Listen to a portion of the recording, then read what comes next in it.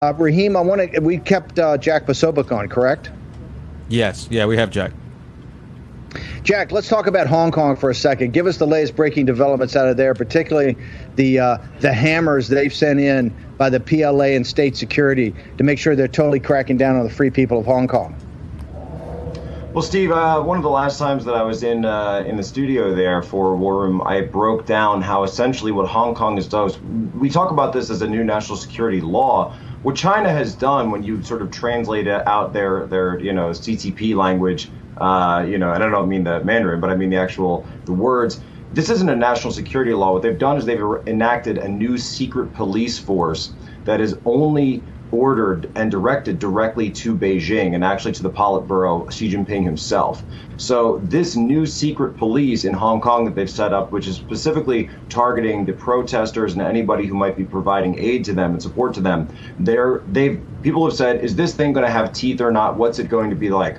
Well, they've sent a massive message to the people of Hong Kong and to the world because they just appointed the head of their new Hong Kong secret police as Zheng Yanxiong.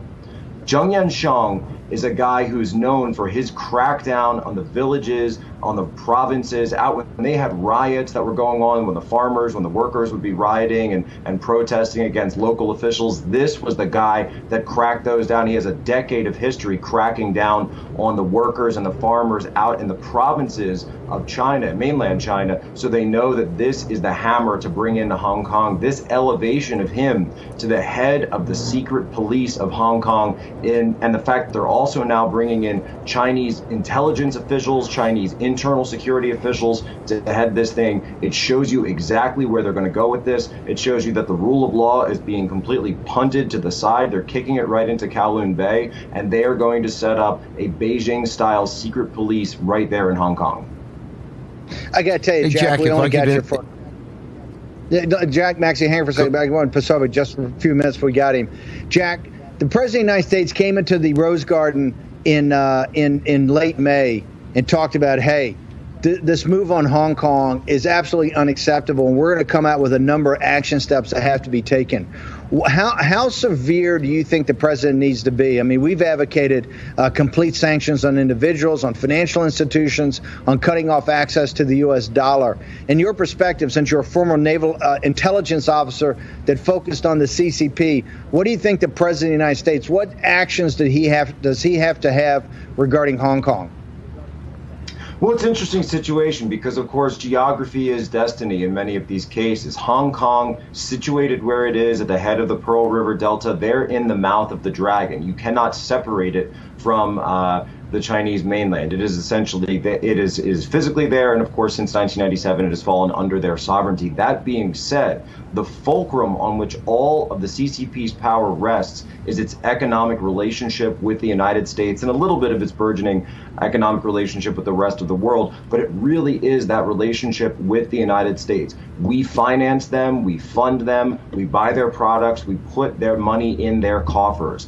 Once you go after that, once you start making them feel the pain at the highest levels in terms of that, sanctions are a good step, the currency, fighting the devaluation is a very good step, but anything that you can do to them economically is going to be what they really pay attention to, because everything else, whether you talk about statements or whether you talk about language or anything at the UN, it's just not going to have the same kind of effect on their bottom line as economic pressure is going to. Jack, Maxie, go ahead and jump in there. You had a question for Posobiec? No, I was just going to say one of the really frightening things that same security officer said this morning in Hong Kong. He said, our mission is already working. He said, a week ago you asked people and they said they were proud to support the students. Now everybody tells me this is a dangerous thing to do and that independence is a dangerous idea. So already on the street, you're actually seeing the people change their behavior. Also, the announcement is kind of frightening. I guess this will be kind of illustrative for our listeners. They announced that all the universities and schools in Hong Kong have to go through all of their libraries and remove any books that might be deemed negative for the Communist Party of China. So they're purging their libraries as we speak so as to be able to meet this law. It's very frightening. And also, I want to say I spent a lot of time with Elmer Luen, and he said there's an interpretation of this law currently that means that it applies to anybody, that it's not just to Chinese citizens. Anybody who is critical of the CCP who finds themselves in mainland China could be potentially arrested. The Taiwanese are warning all of their citizens about the danger of traveling to mainland China, and particularly Hong Kong. So this is a developing story, but it could have far-reaching ramifications around the world if they decide to apply it.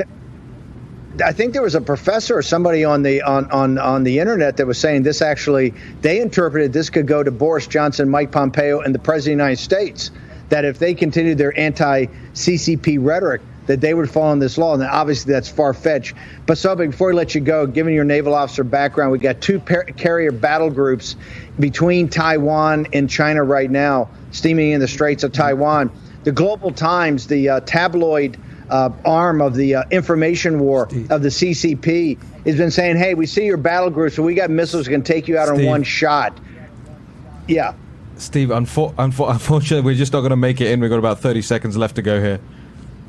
Okay, fine. I'll answer the question then for Pasovic when we come back. Hashtag Warroom pandemic. Thank you to Jack Posobiec for joining us here. Steve Cortez.